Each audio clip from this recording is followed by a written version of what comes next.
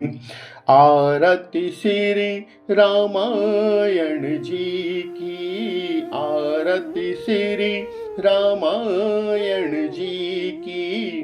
कीरति कलित ललित शियपी की, कीरति कलित ललित शियपी की। आरती श्री रामायण जी की।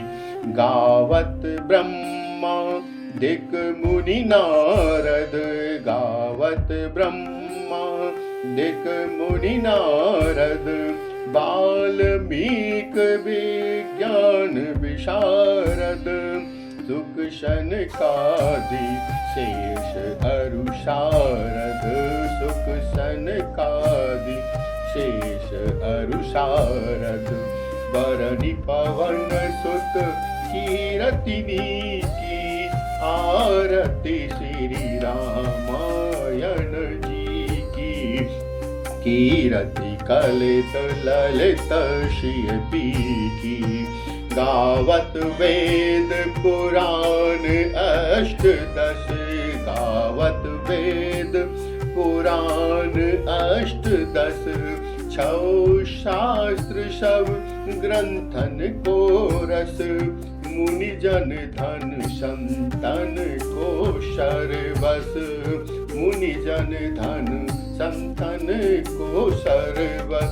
सार अंश सम्मत सबही की। आरती श्री रामायण जी की। कीरति कलित ललित शियपी की। गावत संतत शंभु भवानी, गावत संतत शंभु भवानी। अरुघट संभव मुनि विज्ञानी, अरुघट संभव मुनि विज्ञानी। व्यास आदि कवि वर्ज बखानी।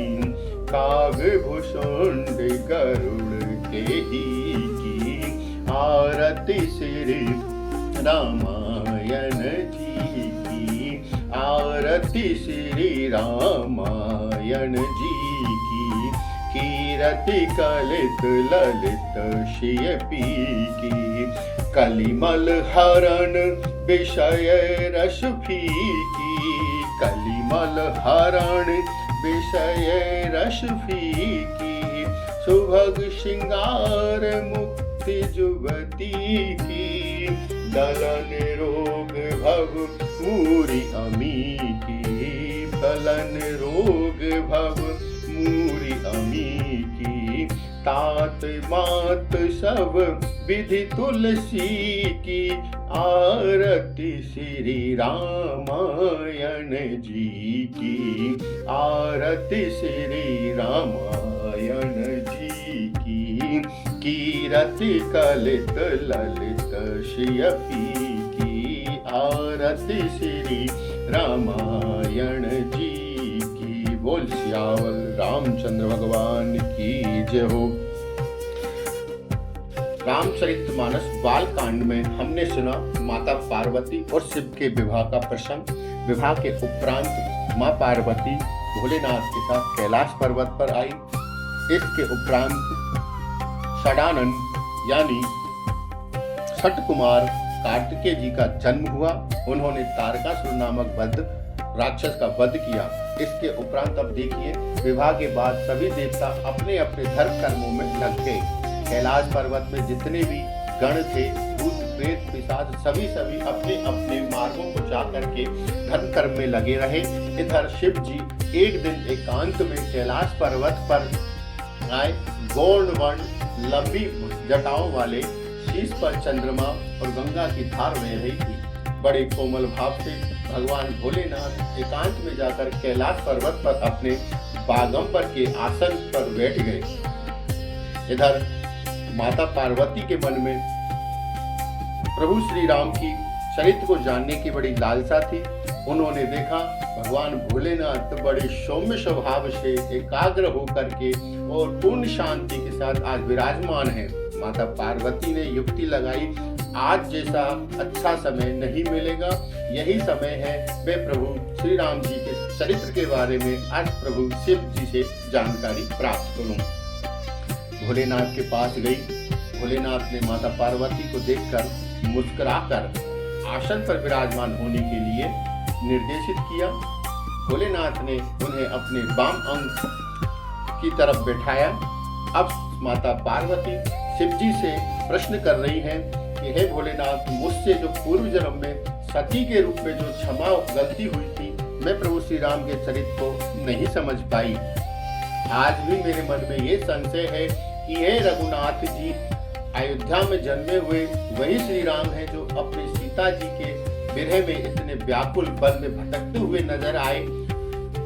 ये वही श्री राम जी हैं जिनका अवतार विष्णु भगवान के रूप में हुआ है।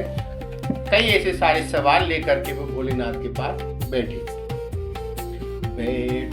सोह काम रिपु केशे, धरे शरीरु शांत रसु जैसे, पार्वती भल अब शरु जानी, गई शंभु पहि मातु भवानी। कामदेव के शत्रु भगवान शिव जी वहां बैठे हुए ऐसे शोभित हो रहे थे मानो शांत रस ही उन्होंने शरीर में धारण किया हो। ये अच्छा मौका पाकर शिव पत्नी माता पार्वती उनके पास गई। जानी प्रिया आदरु अति कीनो, जानु प्रिया आदरु अति कीना, बाम भाग आशनु हरिदीना, बैठी शिव समीप हर्षाई, पूर्व जन्म कथा चित आई। अपनी प्यारी पत्नी जानकर शिव जी ने उनका बहुत आदर सत्कार किया और बाईं ओर बैठने के लिए आसन दिया। पार्वती जी प्रसन्न होकर शिव जी के पास बैठ गई। उन्हें पिछले जन्म की कथा स्मरण हो आई। पति ही ये हेतु अधिक अनुमानी, बिहसी उमा बोली प्रियवानी, कथा जो सकल लोक हितकारी, सोई पूछन चह शैल कुमारी। स्वामी के हृदय में अपने ऊपर पहले की अपेक्षा अधिक प्रेम समझकर पार्वती जी हंसकर प्रिय वचन बोली। याज्ञवल्क्य जी कहते हैं, जो कथा सब लोगों का हित करने वाली है उसे ही पार्वती जी पूछना चाहती हैं। विश्वनाथ मम नाथ पुरारी, त्रिभुवन महिमा विदित तुम्हारी, चर अरु अचर नाग नर देवा, सकल करहि पद पंकज देवा, सकल करहि पद पंकज सेवा। पार्वती जी ने कहा, हे संसार के स्वामी, हे मेरे नाथ, हे त्रिपुरासुर का वध करने वाले, आपकी महिमा इस तीनों लोकों में विख्यात है। चर अचर नाग मनुष्य और देवता सभी आपके चरण कमलों की सेवा करते हैं। प्रभु समरथ सर्वज्ञ शिव, सकल कला गुण धाम, जोग ज्ञान वैराग्य निधि, प्रणत कलप तरुणाम। हे प्रभु, आप समर्थ, सर्वज्ञ और कल्याण के स्वरूप हैं। सभी कलाओं और गुणों के निधान हैं। योग ज्ञान तथा वैराग्य के भंडार है। आपका नाम शरणागतों के लिए कल्प वृक्ष है। जो मोह पर प्रसन्न सुख राशि, जानय सत्य मोहि निज दासी, तो प्रभु हरहु मोर अज्ञाना, तो प्रभु हरहु मोर अज्ञाना, कही रघुनाथ कथा विधि नाना। हे सुख के राशि, आप मुझ पर वाकई में प्रसन्न हैं और सचमुच अपनी दासी जानते हो। तो हे प्रभु, आप श्री रघुनाथ जी की नाना प्रकार की कथा कहकर मेरा अज्ञान दूर कीजिए। देखिए पार्वती जी उस कथा में क्या क्या जानना चाहती हैं। जाशु भवनु सुर तरु तर होई, सही की दरिद्र जनित दुख सोई, शशि भूषण अस हृदय विचारी, हरहु नाथ मम मति भ्रम भारी। हे भोलेनाथ, मेरे हृदय में जो बुद्धि के भ्रम है, सबसे बड़ा भ्रम है, उसे दूर कीजिए। प्रभु जे मुनि परमारथ बादी, कयहि राम कहु ब्रह्म अनादि, शेष शारदा वेद पुराणा, सकल करहि रघुपति गुण गाना। हे प्रभु, जो परमार्थ तत्व ब्रह्मा के ज्ञाता हैं, वक्ता मुनि हैं, वे श्री रामचंद्र जी को अनादि ब्रह्मा कहते हैं, और शेष सरस्वती वेद और पुराण सभी श्री रघुनाथ जी का ही गुण गाते हैं।